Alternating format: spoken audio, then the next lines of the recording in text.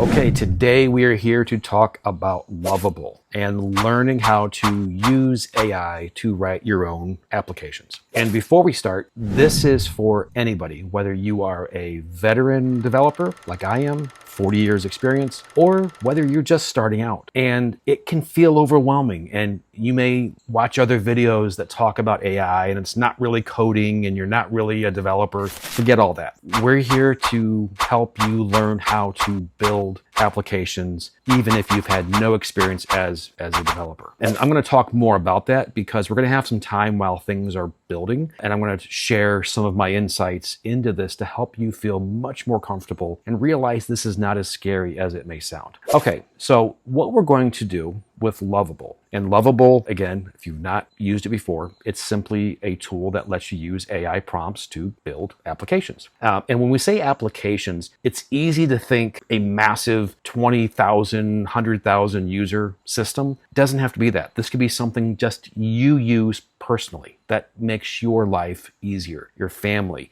your small business, whatever your application is that you need, you can build it with Lovable very easily. If you want to go beyond that and build something to market to the world, you can do that as well. And I'm going to talk about that in future videos. But in this video, we're going to start with a really simple application. We're going to build a Trello dashboard. Now, if you've not used Trello before, it's really easy to use. I picked it because it's a very common app. It's simply a project management tool if you've not used it before. But what I like about Trello also is they have a free tier, so you're not spending money. It's really easy to play with. And what I've done is I've created a test account. Now, your first lesson in building applications in Lovable, if you're integrating with other applications, always use a test account. So this is my test account. If anyone hacks this through this video somehow, good luck, because there's nothing in here. But what I've done is I've just, like, if you look at the template gallery, they have tons of templates that you can implement. I just brought in a few. So this is really just kind of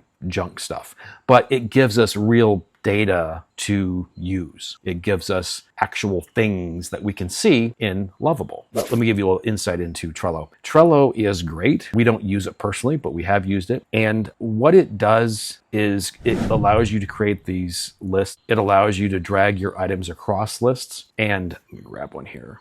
You can just move it from code review to testing and create your own. People use this for home. And we're not going to spend a lot of time in Trello because that's not really why you're here. But what it doesn't really do well is if you want to combine your items across multiple boards. If you have lots of boards and you want to see all of your workflow, all of your tasks across all those boards, they don't really do that well. It's just really made to work on a board level. So each board stands alone. What I want to do is I want to build a little dashboard that lets me combine all of my stuff together in one view. And we're going to do that with Lovable. Let me kind of give you my philosophy on the initial prompt. A lot of developers will really think through a project, especially if they're building something to sell or to market. They want to put a really detailed prompt in here. And there's nothing wrong with that. That's really awesome. But you don't have to do that. You can start really, really small, and you can always add more complexity. It's just like a recipe. When you're making a meal, you don't throw in all the spices all at once. You taste it, add a little bit, taste it, add a little bit. Always add more, and be aware of that. Now, can you build something and then realize after a couple hours that you should have added something at the beginning? That can happen, when you're cooking. Yes, I forgot to put the butter in. That can happen, but we can always fix those things. So just don't let any of that overwhelm you or stop you. But what I'm going to do is I'm going to put in my initial prompt, and we're going to keep it really, really simple. Okay, so we're going to go ahead and start with a very basic prompt. And I'm going to describe the problem I want to solve. I don't need to have a technical mindset. I don't need to think like a developer. I can just think like a user. I love to use Trello, but I can only see issues on one board at a time. I want a dashboard that lets me connect to Trello and see all of my issues across all boards on one page.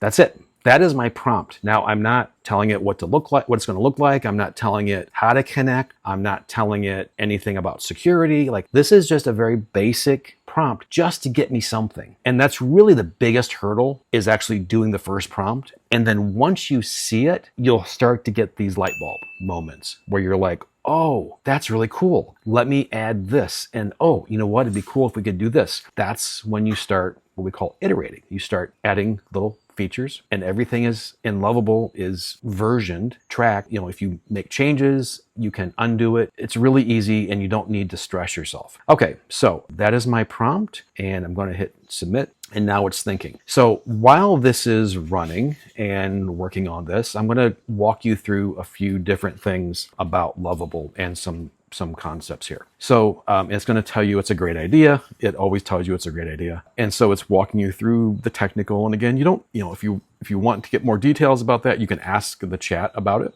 But what I want to talk about initially here while we're waiting is pricing. So if we look at the pricing for Lovable, you can see here that they do it in terms of credits, and the credits are based on what you are doing in the prompts. If you're making a lot of complex changes, it may need to do a lot more work, so you may have use more credits in a prompt. If it's a simple change, you might use just a little bit of your credits. But I want to talk through the cost and think about how much it would cost to hire a developer to build something for you. When we think about the subscription fees that we pay for software, I have Spotify and our company has Google Workspace.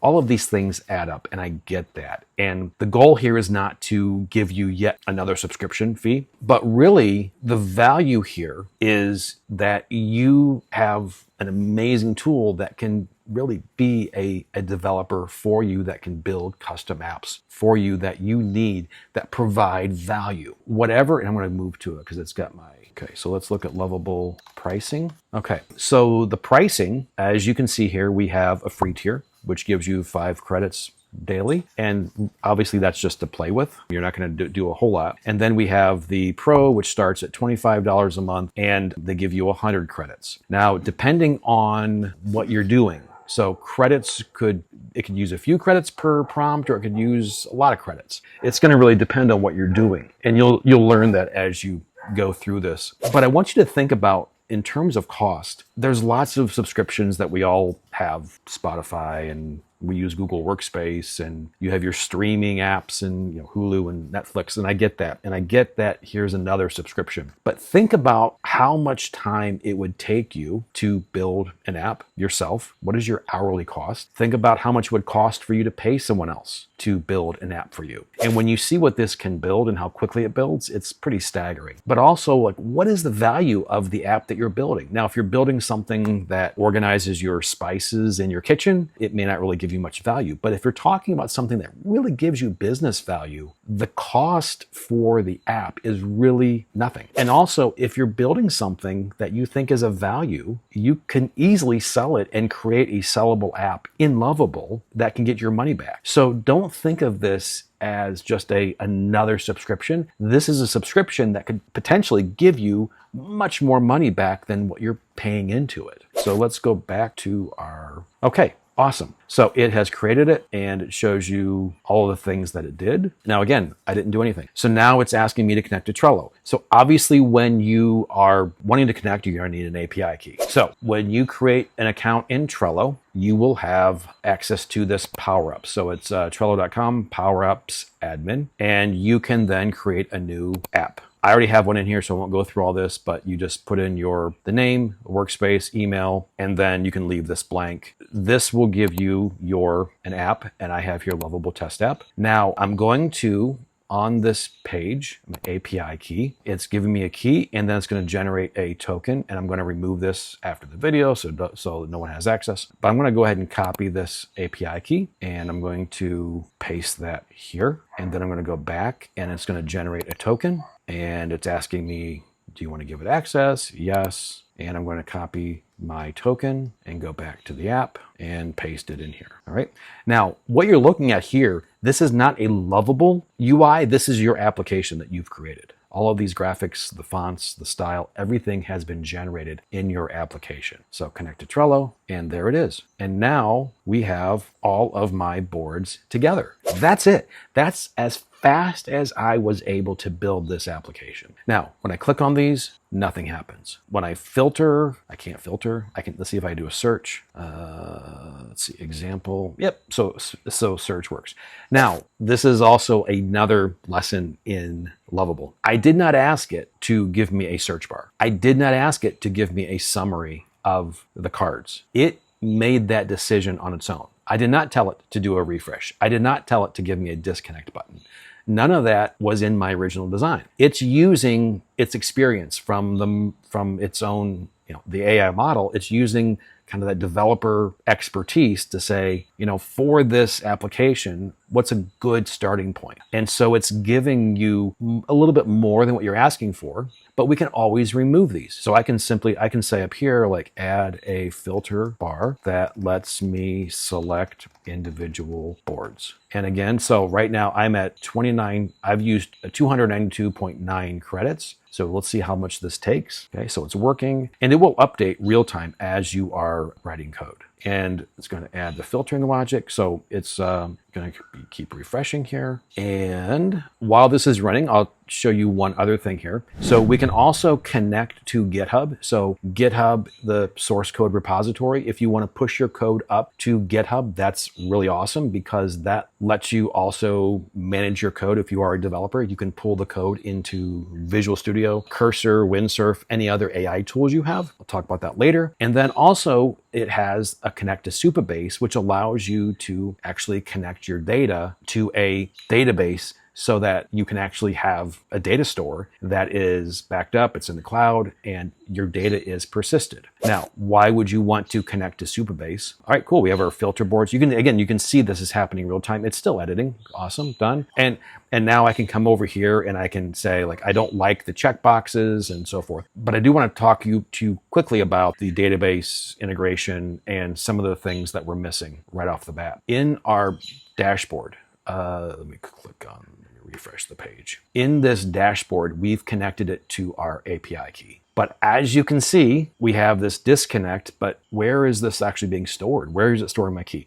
Well, it's storing it in the browser. So your browser has local storage. So web applications can actually write data to your browser temporarily. If you clear your cookies, clear your data, it's gone. It's not secure, and it's also easily deleted. Basically, if I were to delete my cookies and data for this site, it would ask me for my key and token all over again, which we don't want. In that case, we want to connect it to a database. Some other things to think about here. When I'm using my test board, this one's really easy to use because I have 3 boards and I have a total of 31 cards. Now, imagine if you're going to build this for a large company that may have hundreds of boards and tens and thousands and hundreds of thousands of cards, and you're hitting a refresh on this. It's going to be not very scalable. Keep that in mind. Again, this is just to get your feet wet, get you familiar with it, show you how easy it is. But there's some things that we need to think about when we're building these applications, and that's what kind of gets people in trouble. But you don't need to worry about that from day one necessarily. If you are a developer, you have experience, you can start to put that in even in your initial prompts. You can say, like, this is for 50,000 users and they may have 100,000 cards, and you can have it start building that early on. But we don't need to worry about that right away. We're just getting a simple app. And now if I wanted to, and I'm using Trello, let's say I was using Trello, I can use this for my own personal needs. Now I can see everything on one page. I can customize the filters. I can add more filters. I can add, bring in the images. Like, I don't have images on here, so I can say, like, bring in the images on the cards. There's all kinds of things that I could do here, but it's based on what you need. So that last change I made, it took about 1.5 credits. So adding the filter bar took 1.5 credits, if that gives you an idea what a credit is worth. But anyway, so I hope this gets you excited and shows you how quickly and powerful this app is. So create a Lovable account, use the referral code in the description, and you will get 10 credits, I believe, initially. Right now, that may change in the future. And you can play with just creating an app and seeing if it works for you. And don't be afraid to put some money into it. It's $25 for the 100 credits. That could give you the next big app that the world needs. All right, so good luck and have fun. And we are going to work on the next iteration of this in the next video.